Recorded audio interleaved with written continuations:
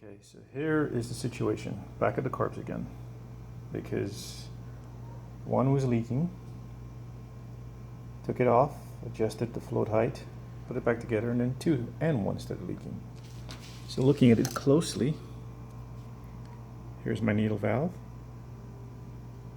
Whenever I bend the tab on the float to get the right float height, it in turn, when the bowl fills up with fluid, instead of closing this needle valve, what's happening is that tab is now hitting the valve seat. So it's not actually closing, pushing the needle valve all the way down into the seat. So instead of it pushing it all the way down and sealing off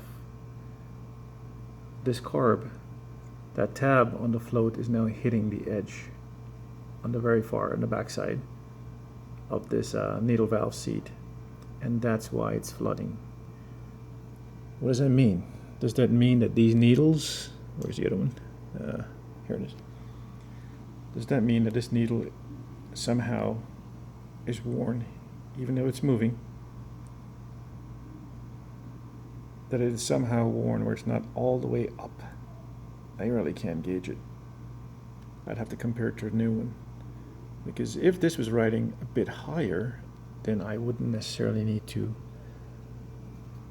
bend this tab in the center here further down to arrive at the right float height to close these needle valves. So I'm going to need a new needle valve to compare to see how tall that is, so I can then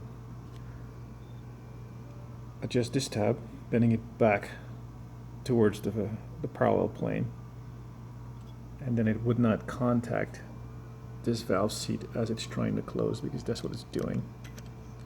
Looking at it,